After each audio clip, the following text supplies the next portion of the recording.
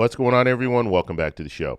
So I have some good information to share with you guys, and this does include a Social Security increase. So we're going to talk a little bit about this. We have a representative that has introduced a bill that would provide that increase. So we're going to talk about it in more detail. But first off, if you guys can do me a favor, please like the video, subscribe to the channel, hit that little bell notification, and then click all. By clicking all, you'll get notified anytime we post a video. We do daily videos here, so by clicking the bell notification, clicking all, you should be getting updated every day. And just a reminder, thank you for your support. I really appreciate it. If you'd like to follow me on Twitter and Threads, you can at the TEC Show Live. Okay, we're going to get started with this new bill momentarily, but I just wanted to let you guys know I'm doing live streams every morning except Wednesday.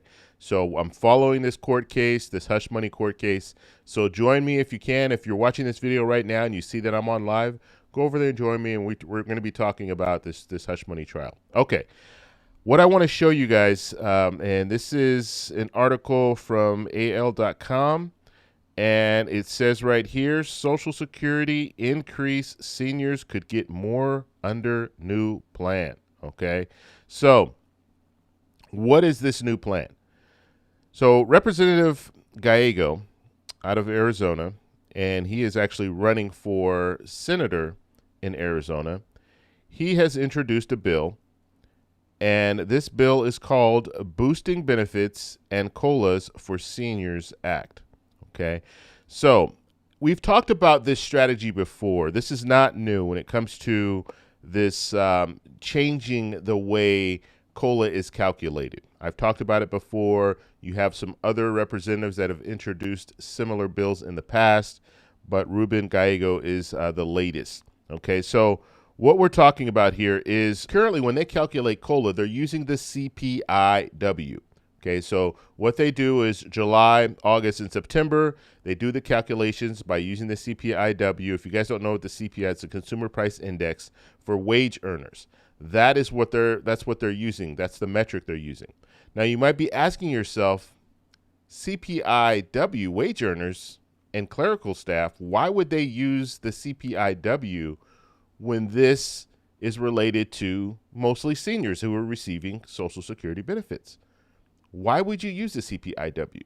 That's a good question. Why would you use the CPI-W? Because wage earners spend differently than elderly people. And we already have the CPI-E, the CPI for the elderly. Why aren't we using that? And so lawmakers in the past, they've been raising this issue. For whatever reason, Congress doesn't want to move forward with some new legislation. Okay, so that's what this bill would do. It would focus on the CPI-E and not the CPI-W. And by using the CPI-E would reflect senior spending. And you need to think of the Consumer Price Index this way. Just think of a shopping cart. You have a shopping cart, and you're putting in different items in that shopping cart. That is what the CPI-E is. Then they get the average of that, and then they'll let us know the CPI score in general. So CPI-W, CPI-E, that is what they're doing. But the CPI-E, they weigh different items more than others. So items like healthcare, they're going to weigh that heavier for CPI-E than they will for CPI-W. And why do they do that? Because people who are seniors tend to spend more money on healthcare and shelter and things like that, whereas the CPI-W, they don't spend money the same way. CPI-W, if you're working, if you're the working class, you're going to spend money in a different manner. So you might not spend a lot of money in healthcare. You might not even spend a lot of money in shelter because you could be young. You might be living with 3 or 4 friends. And I remember when I was in college, when I was younger, I had 5 roommates. There were 6 of us in a 3-bedroom apartment.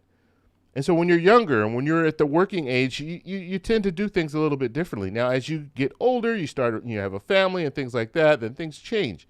But when you're younger, when you're between, I'd say, 20 and 35, you tend to live a little differently than you would if you're a senior. If you're a senior, there are a lot of things that you don't spend money on. Like you might not spend money on gas as much as a person who's working, because a person who's working, they're going to work every day, they're paying for gas. And if you're younger, you might spend more money on clothes and things like that. And you got to have the clothes when you go to work. Then you also have to have the nightlife clothes and all this stuff, right? So you're spending money differently. You're going to bars, you're going to clubs. You might be spending more money on alcohol and things like that. Whereas when you're older, you don't tend to spend the same. And that's why they need to use a different metric. That's why the CPI-E makes sense. Now, this is an easy bill to pass. I don't understand why we haven't gotten to this point yet. And if they use the CPI-E, you could see an increase in your benefits because, as I stated, it will be targeted towards seniors and senior spending habits. And so this is something that needs to get done. It's an easy bill to pass. I can't see why they haven't passed this yet. Because all they would need to do is this proposal, there's nothing else in this bill. This bill is focused strictly on changing the CPI-W to the CPI-E. And so hopefully we can see Congress move forward with this. Now, I want to go a step further. I do want to show you there's another bill that Senator Casey has out that is very similar. And this is where Ruben Gallego got his bill from. And this is in the Senate. So the good thing about this is you have a bill in the Senate and you have a bill in the House. The reality is when it comes to the House, they're probably not going to put this on the floor.